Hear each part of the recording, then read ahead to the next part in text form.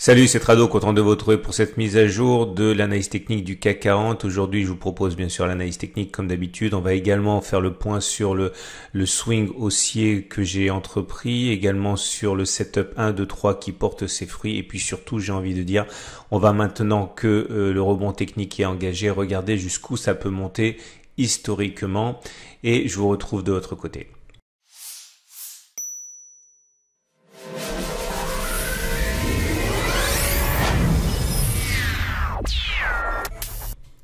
Donc voilà où nous en sommes, une belle nouvelle séance de hausse avec 4,47% au compteur, victime collatérale de cet engouement pour la hausse, la résistance journalière des 4297, 4358 qui vient de sauter, c'est la deuxième résistance qui saute après celle des 4100 qu'on a déjà mentionné. On va tout de suite s'en débarrasser, ça nous fera de la place.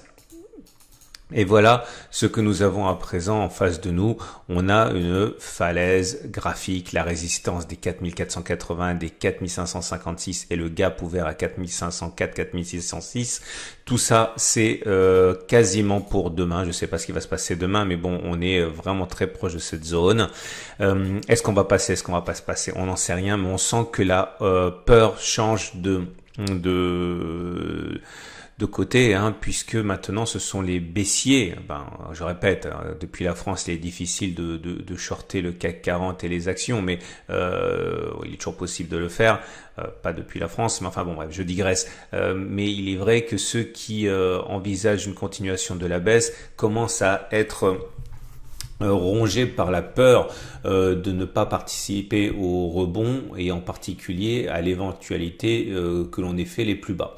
On va voir ça un petit peu plus tard. Pour l'instant, regardez également le reste du setup 1, 2, 3. J'avais expliqué, je le répète pour ceux qui découvrent le format. On avait ici une oblique descendante qui a été cassée sur cette bougie. Cela a initié un setup en 1, 2, 3. 1, 2, 3.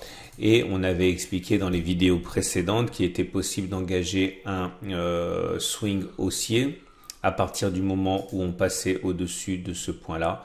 Le problème, on l'a dit, c'était la fixation du stop. Alors, je ne vais pas revenir là-dessus, j'invite à regarder les vidéos précédentes. Mais si effectivement certains ont acheté je prends un scénario parmi les 4 que j'ai élaboré, sans ça va être trop long. Imaginons que certains aient acheté sur cette bougie en mettant un stop en cas de réintégration et de clôture en dessous du niveau d'entrée. Ça nous donnerait la chose suivante. Ils avaient donc un stop loss, mettons, aller à 4,3%. Imaginons 4,5. L'objectif étant au moins de faire 4,5, eh bien l'objectif a été atteint déjà. Ok. Alors ça c'est dans le cas le plus favorable parce qu'il y a plusieurs façons de mettre le stop, notamment des stops plus conservateurs, notamment en dessous de l'impulsion 2 ou carrément en dessous des précédents plus bas. Pour eux par contre l'objectif à atteindre pour que ce soit rentable est beaucoup plus haut. Je vous rappelle également que moi je suis entré précédemment sur le setup réintégration des bandes de Bollinger. Et on n'est plus très loin de l'objectif que je vise.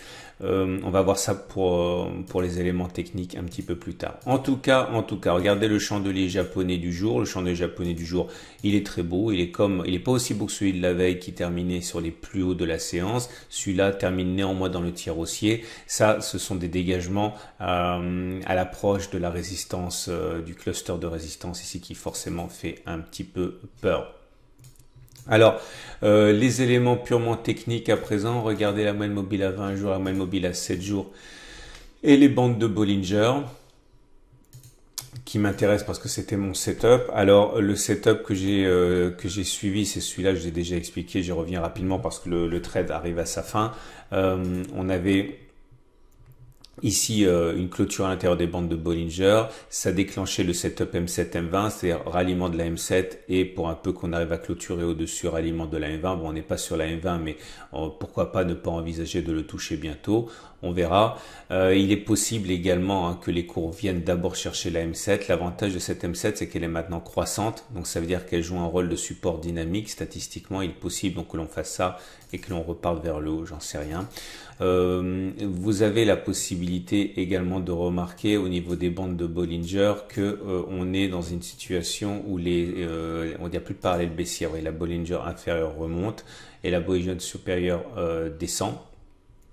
Donc on est en période de réduction de volatilité et il n'y a plus de bande de Bollinger, il n'y a plus de parallèle baissière. Ce qui nous amène donc à l'objectif qui est la M20. Alors regardez un petit peu. Je vais mettre les Fibonacci parce que ça peut nous intéresser pour l'objectif de sortie qui est là. Voilà. Alors nous avons la possibilité de viser les 38,2% de Fibonacci. Je vais vous expliquer pourquoi c'est ce que je vise, parce que c'est à la fois tout ce cluster de résistance. Donc je ne parie pas sur le fait qu'on va dépasser le cluster de résistance. Si on va chercher la M20, je serai content. Et ça correspondait aux 38,2% de Fibonacci, ce qui est également satisfaisant. Regardez les autres éléments techniques qui sont ici.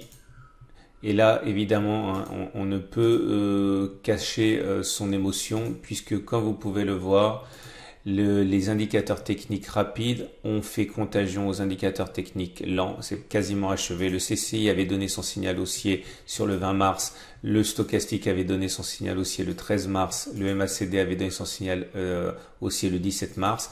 Et on a vu un premier signal haussier donné par les indicateurs techniques lents, le RSI qui était sorti de sa zone de survente, c'était sur la séance d'hier. Et maintenant c'est le MACD qui croit son signal à la hausse, c'est bien. Le danger, c'est le momentum n'est pas encore positif.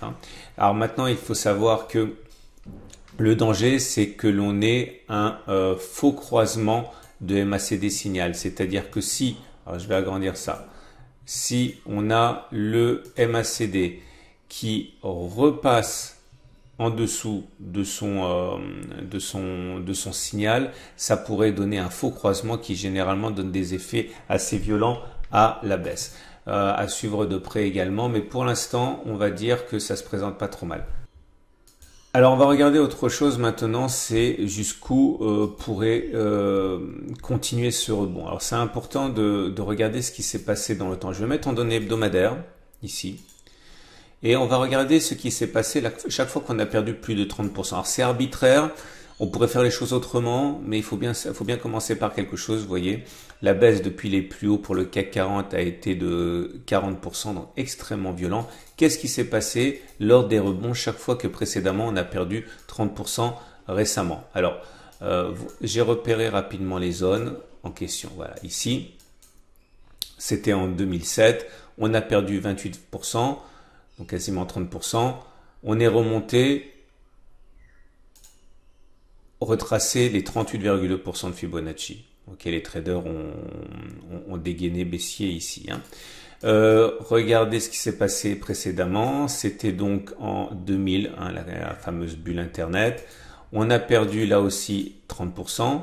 Le rebond technique qui s'en est suivi et a été déclenché sur là aussi, vous voyez, globalement, les 38,2%, aux alentours de la M20 également. Alors, regardez ici, je reviens un petit peu en arrière, on est remonté chercher à peu près la M20, et puis elle n'est pas redevenue ascendante, et puis on a plongé derrière. Le troisième exemple que je voudrais vous montrer, c'est ici. C'est la crise que l'on a eue en 1998, on a eu une baisse de 34%, et là, par contre, c'est ce qu'on appelle un V-corner. On est remonté comme une balle, mais ça n'empêche que on est allé chercher là aussi au moins les 38,2%. Après, on est monté très rapidement, combler toute la baisse. Ce que je suis en train d'essayer d'expliquer, c'est que sur le CAC 40, les précédentes fois où on a perdu 30% d'un coup, on est allé chercher les 38,2%. Ça a été un minimum sur les précédentes occurrences. Ça veut dire quoi? Ça veut dire que à titre personnel, je vais donc mettre mon stop, j'envisage, que l'on aille chercher le niveau des 38,2%. Après, c'est bonus. Certaines fois, on est allé plus haut, mais les 2 fois sur 3, on a fait un plus haut à 38,2%. Et on a replongé. Donc, je ne vais pas prendre le risque à titre personnel. Je vais prendre mes bénéfices sur les 4586 à peu près, d'autant que ça correspond à une zone de résistance, hein, puisque c'était un support qui a été cassé, qui a donc changé de polarité, qui est devenu résistance. On va regarder ce qui s'est passé sur l'Eurostoxx, ok, pour l'Europe, donc les 50 valeurs européennes, c'est pareil. J'ai repéré les dernières fois qu'on a perdu plus de 30%. On a perdu 30% entre 2015 et 2016. La récupération nous a amené à, ici, 38,2% avant de sombrer. Et avant, la fois précédente, donc, ça a été moins bien, puisqu'une fois que l'on a eu perdu 30%, ok, ici, on a réussi à remonter que 23,6% avant de sombrer. Donc si vous tradez, si vous intéressez à l'Eurostoxx, c'est un petit peu différent. Donc tout ça pour dire quoi? C'est qu'au regard de ce que je viens de vous dire, je pense à titre personnel qu'il est dangereux d'espérer plus de 38,2% dans un premier temps si vous envisagez que derrière il va y avoir une nouvelle attaque baissière. Si maintenant vous pensez que la crise est terminée et que on devrait repartir de l'avant comme si de rien n'était, c'est différent. Mais pour quelqu'un comme moi qui envisage que les plus bas n'aient pas été faits, vous comprenez pourquoi je veux viser les 38,2% et pas plus. Maintenant, à un détail près, mais j'en parlerai demain, parce que sinon ça va être trop long, on a fait un setup Tradobull ici, en hebdomadaire. Ça veut dire que ce setup Tradobull, normalement, nous indique la M7 comme objectif. Bon, j'arrête d'en parler sinon ça va être trop long, mais si vous suivez mon travail, vous savez de quoi je veux parler, et sinon je reviendrai sur ça demain. On va terminer avec l'Ichimoku, comme d'habitude. Et pour l'Ichimoku, la tendance, naturellement, elle est toujours baissière. Vous le voyez bien, je vais le mettre, je vais enlever les Bollinger dont on n'a pas besoin. Je suis désolé, à chaque fois que je fais des vidéos comme ça, je me dis ça doit être vachement compliqué si vous débutez l'analyse technique, hein, mais il faut faire les choses comme un minimum sérieusement, sinon ça sert à rien. Et on est obligé de faire ces allers-retours avec le passé pour savoir à quoi s'attendre. Alors, je l'ai déjà dit, on est en dessous du nuage, on est en dessous de la Kijun, mais maintenant on est passé au-dessus de la Tenkan, donc la tendance elle est toujours baissière, mais elle l'est moins, on va dire. Les traders Ichimoku sont cachés ici, à mon avis, sur la Kijun. Ils vont attendre ils vont rien faire pour l'instant, je pense. Si on repasse sous la Tenkan, ils vont avoir un biais baissier. Mais j'insiste, c'est compliqué parce qu'en France, on peut plus shorter comme on veut et c'est d'ailleurs une bonne chose. Hein. Je suis pas en train de dire que c'est une mauvaise chose. De l'étranger, il y a des moyens, mais c'est plus compliqué. Je dis simplement qu'ils reprendront un biais baissier sur la Kijun s'il y a un échec sur cette même Kijun, ok, pour se remettre dans le sens de la marche. Voilà. Je vous souhaite une excellente journée et je vous dis à demain pour la mise à jour.